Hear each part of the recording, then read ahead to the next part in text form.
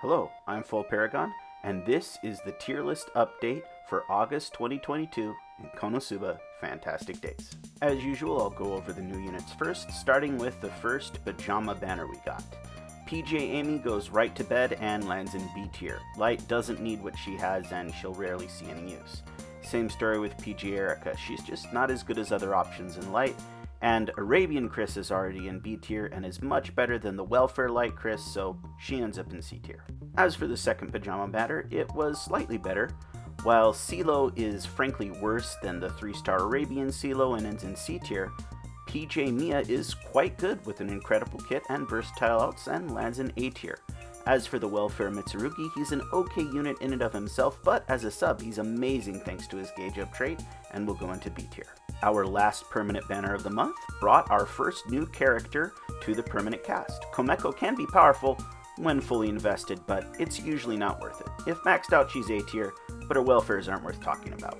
For the first limited swimsuit banner of 2022, Iris is quite strong, but really only in the last rear slot. Still, she's very good there and gets an A tier for her powerful abilities.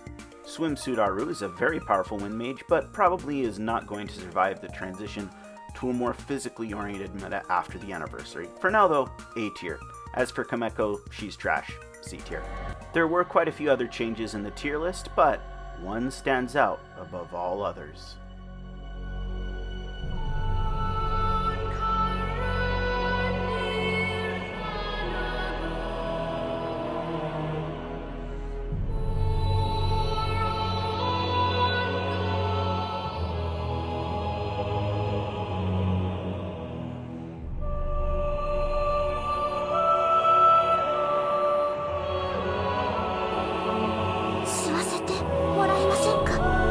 At long last. No king rules forever, my son. After nearly 9 months of complete meta dominance, Wiz is demoted to S tier. The time has finally come where everyone else has caught up with the Lich Queen. Gauge up units are now available in just about every other element. Wiz is still very strong, and she will continue to see usage, especially in the fire element, where she will reign supreme still. But she's just not the Lich King any longer. There were other various changes to the tier list. Belle and Winter Mitsu moved up to A tier as they've seen more use as physical teams get better. Amelia has been downshifted in anticipation of her own fall, as was Eyes, who had a fairly brief reign as a meta queen. Dark Union dropped slightly as there are more better options now. Overall, not a lot changed this month due to some weak banners. The fire element didn't see all that much change this month, aside of course from Wiz's demotion. Komeko was added, and while she is strong as mentioned, she requires a lot of investment. Belle and Winter Mitsu put in some surprise showings in the latest Shogun Arena, but overall the fire element is fairly stable. I also don't anticipate much changes to the fire element in the coming months, as Railgun and Christmas Wiz will continue to reign supreme. Water has seen quite a bit of changes, not because of who's already come out, but who is coming out in August. Swimsuit Erica and Legendary or Godqua are going to drastically alter the element, switching it over from mages to a physically dominated element. Expect to see Academy Union and Amelia fall even further in the next update. Lightning is another element that hasn't seen any new adventurers and will continue not to see any new adventurers, although it will be impacted by the release of powerful units at the anniversary, most specifically Kazuma, who will solidify Physical's hold over this element even further.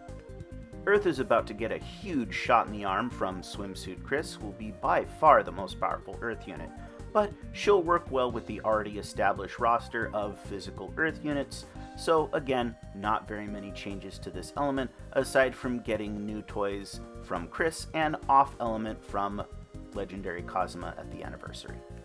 While Eyes continues her complete dominance over Wind, the fact of the matter is that she just doesn't see as much cross-element usage, and that trend will continue as more and more powerful adventurers are released, so she's no longer a meta queen, but absolutely at the top of the Wind meta.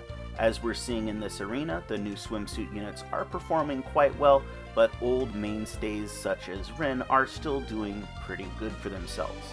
That's going to change shortly, but for now, Rin gets one last time to shine.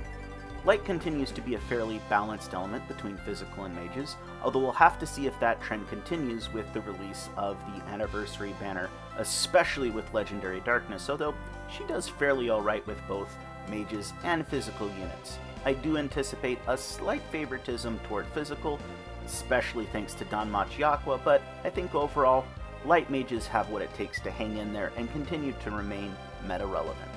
As for Dark, it's pretty much the only element that's a slam dunk to stay solidly mage. There aren't any Dark adventurers that are of the physical element that are really going to make an impact in the near future, and since I know Overlord will probably arrive in November and contains by far the most powerful Dark mage with Ainz the Lich himself, I think that Dark will safely stay mages and the current roster will remain mostly relevant.